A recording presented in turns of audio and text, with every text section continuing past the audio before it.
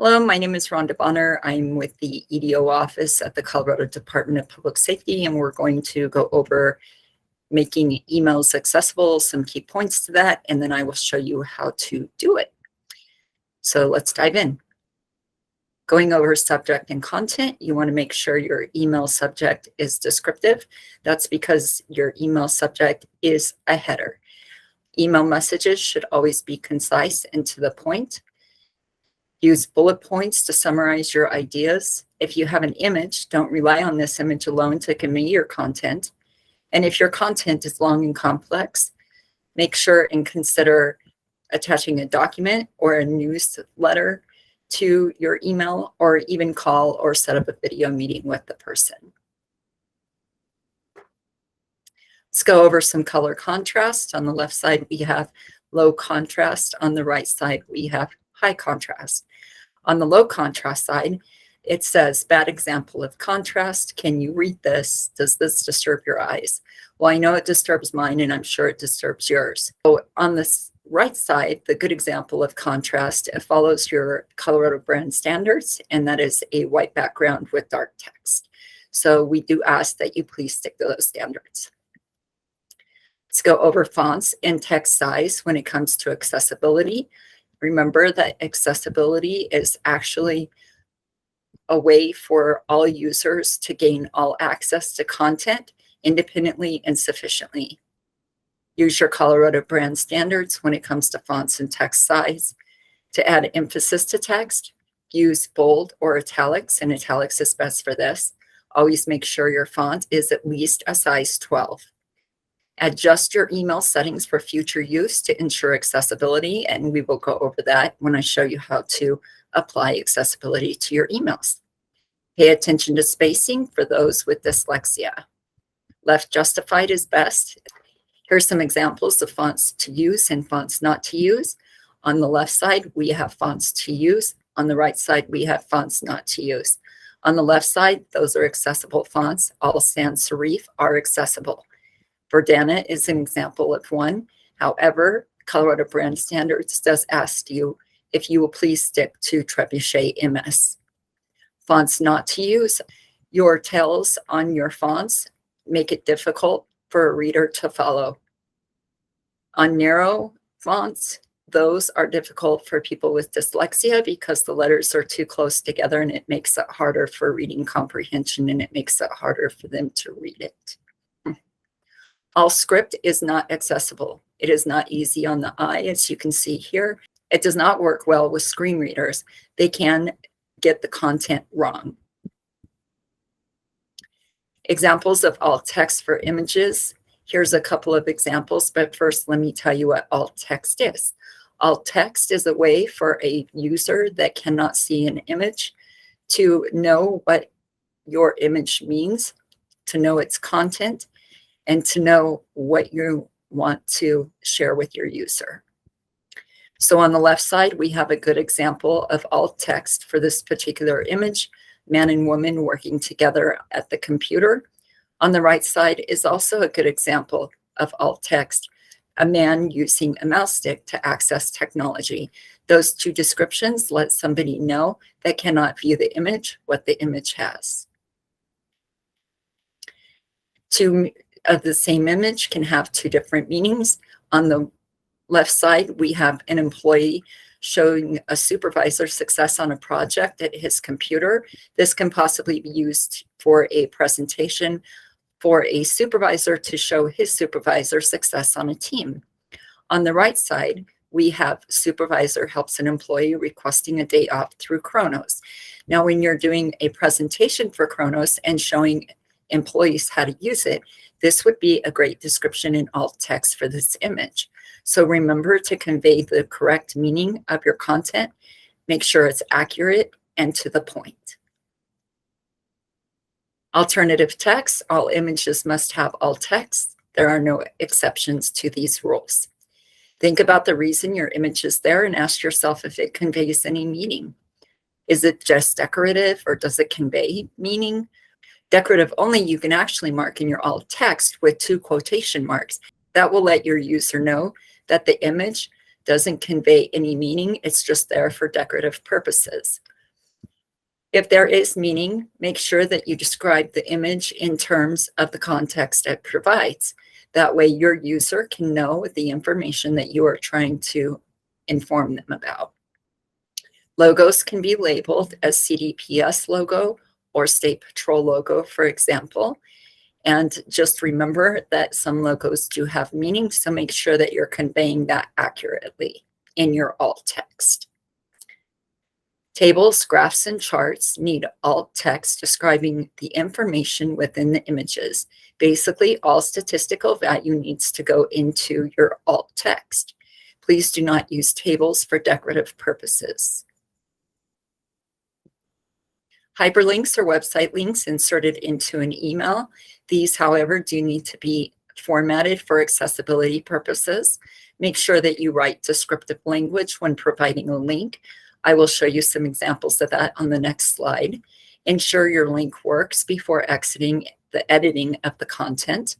Screen readers will read the entire link, which can discourage the individuals from clicking the information that you would like to share with them. Do not place link to before your actual link. A screen reader will let somebody know that cannot see it, what that link is, and that it is a link. Please do not use descriptive as click here. Click here does not let your user know where that link is going to take them. Here is an example of how a screen reader will read a whole URL to a user who cannot view the content. https://cdps.sabacloud.com/web_wd_k/na3p1prd008/index/prelegend.rdf. Here are some bad and good examples of links. What I mean by descriptive, on the right side, we have user-friendly descriptive links. Colorado Information Analysis Center, that is a great descriptive link for the URL that is to the left of it.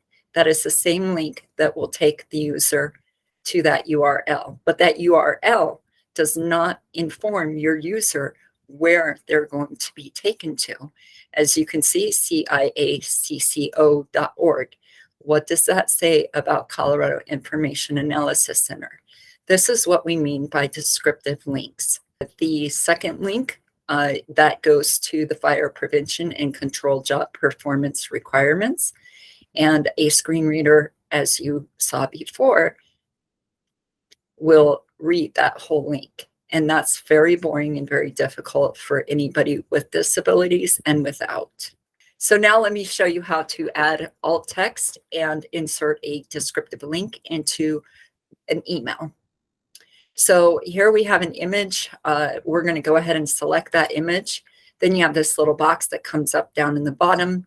You're going to want to click on Edit Alt Text. I have the Columbine flower, and I want people to know that it's the state of Colorado flower.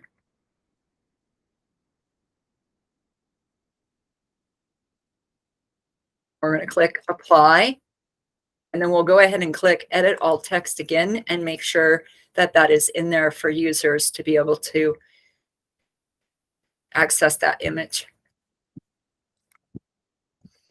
So here's a link here. We're going to go ahead and highlight our text with the link. Down here, we're going to click the Insert Link tab right here. Hoping you guys can see my screen. And that turns it into a link. Go ahead and click it. It'll bring the box up here. And here you have the long URL. We want to make sure that we click on Change. And then we're going to make that go away on the text display. And we're going to type in Colorado Department of Public Safety. We're going to click OK. And we're going to go ahead and click the link. We're going to make sure that it's going to take us where we want to go. And that is not where we wanted to go. Okay, so we're going to have to go back and fix that. So let's go back in here and fix it. click change. Go ahead, and it was Colorado Sovereign Cloud. Sorry about that.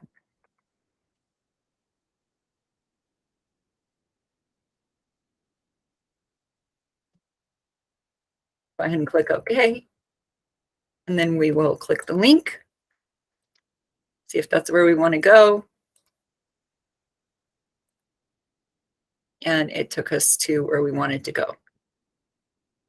So we're good there. That is inserting a user-friendly hyperlink in your email, making sure that it is descriptive so a user knows where that link's going to take them, and putting alt text to an image. So now let's go ahead and set your settings so that we can make sure your emails are accessible for use in the future. So up here, we're going to click on this gear icon. We're going to go to see all settings. I have mine set already, but we'll go through the steps. So right here in the general tab, we're going to come down to default text style. And right here, we're going to click on our style, and we're going to make it Trebuchet MS, following the Colorado brand standards. Then we're going to click on the text size. And as you can see, it comes in small, normal, large, and huge. Normal is actually too small for some people who have visual issues. So we're going to set our text to large.